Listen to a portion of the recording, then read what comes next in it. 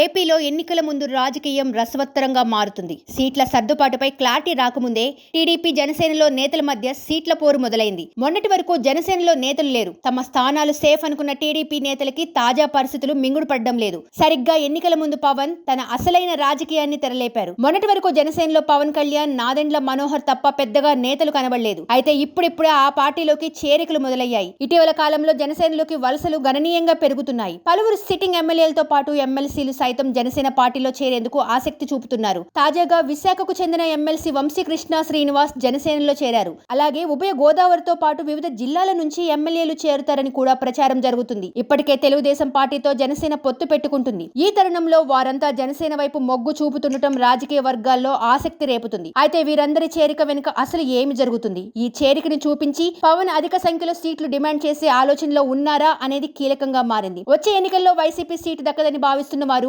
ముందు జాగ్రత్త చర్యలు తీసుకుంటున్నారు. టీడీపీలో స్కోప్ లేకపోవడంతో జనసేన నేతలకు టచ్ లోకి వస్తున్నారు. పార్టీలోకి వస్తామని చెబుతున్నారు. ఇటీవలే వైసీపీ జిల్లా అధ్యక్ష పదవిని వదులుకొని మరీ పంచకర్ల రమేష్ బాబు జనసేన పార్టీలో చేరారు. తాజాగా విశాఖ స్థానిక సంస్థల నుంచి ఎమ్మెల్సీగా ఎన్నికైన వంశీకృష్ణ శ్రీనివాస్ జనసేనలో చేరారు. వీరికి వైసీపీలో సీటు దక్కదని తెలిసిపోవడంతో జనసేన వైపు అడుగులు వేస్తున్నారు. అయితే ఇలా వస్తున్న కీలక నేతలకు పవన్ ఎలా సీట్లు సర్దుబాటు చేస్తారనే ప్రశ్న ఉత్పన్నమవుతుంది. టీడీపీ భాగంగా జనసేనకు 30 నుంచి 35 అసెంబ్లీ స్థానాలు ఇస్తారని కొంతకాలంగా ప్రచారం జరుగుతుంది. అయితే తాజాగా పార్టీలోకి కొనసాగుతున్న చేరికలు చూస్తుంటే ఆ సీట్లతో కొత్తగా వచ్చే నేతలకు ఎలా సర్దుబాటు చేస్తారన్న ప్రశ్న ఉత్పన్నమవుతుంది. తాజా రాజకీయ పరిణామాలతో జనసేన ఎక్కువ డిమాండ్ చేసే అవకాశం ఉందని కొత్త ప్రచారం ప్రారంభమైంది. అందుకు తగ్గట్లుగానే వైసీపీలో సీటు దక్కని నేతలు టీడీపీలో చేరకుండా జనసేన గూటికి చేరుతుండటం పలు ఊహాగానాలకి తావిస్తుంది. వైసీపీలో ఉన్న కీలక నాయకులు పదవుల్లో ఉండగానే జనసేనలో చేరుతుండటం కూడా కొత్త ప్రాధాన్యత సంతరించుకుంది. వీరందరికీ జనసేన నుంచి టికెట్ హామీ ఉందనే టాక్ బలంగా నడుస్తుంది. అయితే కొత్తగా చేరతారని ప్రచారం సాగుతున్న నేతల సంఖ్య ఎక్కువగా ఉండటంతో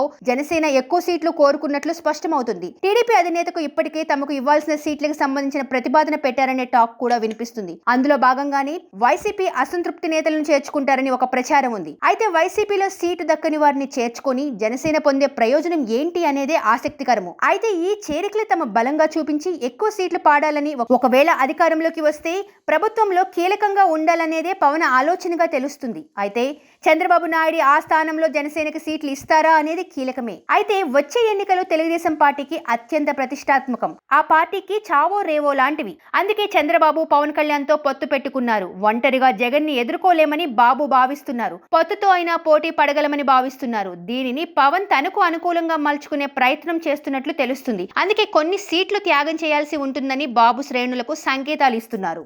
సబ్స్క్రైబ్ చేయండి. Please do subscribe to. Please like, share and subscribe to top Telugu TV. Top Telugu TV. Top Telugu TV.